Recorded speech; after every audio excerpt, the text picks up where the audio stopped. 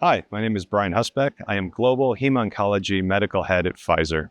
I'm here to briefly summarize some of our latest clinical findings for Elranatamab, our BCMA-directed bispecific antibody, which were presented here at EHA 2024. Elranatamab received accelerated approval by the FDA last August for the treatment of relapsed refractory multiple myeloma after 4 prior lines of therapy.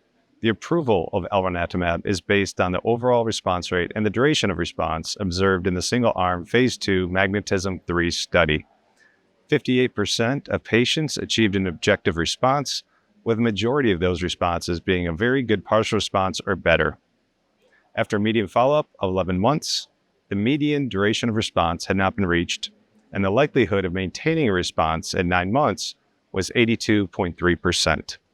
The data demonstrated that heavily pretreated patients with relapsed or refractory multiple myeloma experienced durable responses when treated with Elranatamab.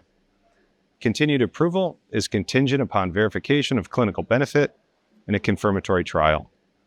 It fills my colleagues and me with immense joy to contribute to this innovative phase of T-cell redirecting therapies, which have been transformative in the management of multiple myeloma, marking a significant milestone in patient care.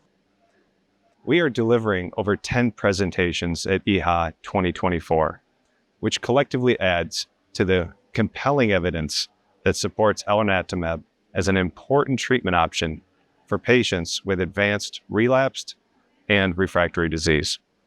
In the next few minutes, I'd like to highlight 3 of those presentations. The first is the long-term survival update from our pivotal phase 2 magnetism-3 single-arm study, which evaluates Elranatamab monotherapy in patients with triple-class exposed multiple myeloma. This update will focus on the subset of 123 heavily pretreated patients who have not been previously treated with BCMA-targeted therapies. This update shows that after 2 years, patients treated with Elranatamab had an ORR of 61% and a median overall survival of 24.6 months. Additionally, the median progression-free survival was 17.2 months, and the median duration of response was not reached. This extended follow-up shows sustained clinical efficacy and no new safety signals. We continue to explore optimal management and prevention of CRS, neurotoxicity, and infections in the real-world settings, which are commonly associated with BCMA-directed therapies.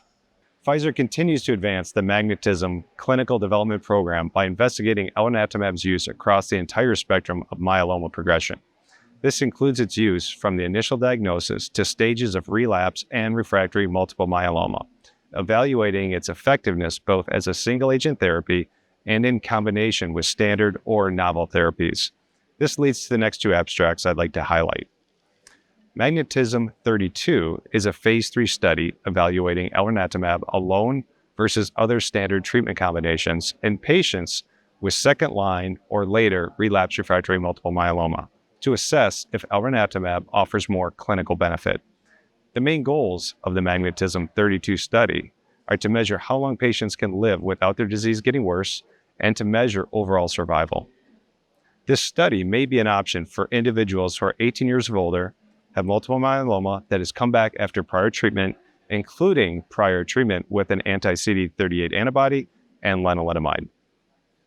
The next study, Magnetism-30, is set to evaluate a promising new treatment strategy for multiple myeloma. This involves the use of Elranatamab in combination with a novel class of drugs known as cereblon E3 ligase modulators, or CELMoDs, which are currently under clinical research.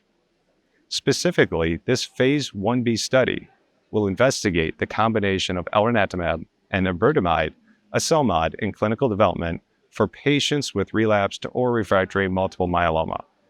The study aims to investigate whether this combination can improve the depth and durability of response in patients with relapsed or refractory multiple myeloma. This research represents a significant step in the ongoing efforts to improve therapeutic options for multiple myeloma patients. Both clinical trials are currently active and accepting patients. The objective of our development program is to discover effective treatments to enhance the lives of individuals with multiple myeloma. More information on the magnetism clinical development program can be found on PfizerClinicalTrials.com. Patients and their care partners can read more about all of our EHA 2024 presentations through Pfizer's Abstract Plain Language Summaries, or APLS. APLS serve to make the emerging research findings presented at medical conferences more straightforward and accessible to anyone seeking such information. APLS for all EHA presentations can be found online at Pfizer.com/APLS for up to 2 weeks following the Congress, and will also be accessible via the QR code available at Pfizer booths. Thank you.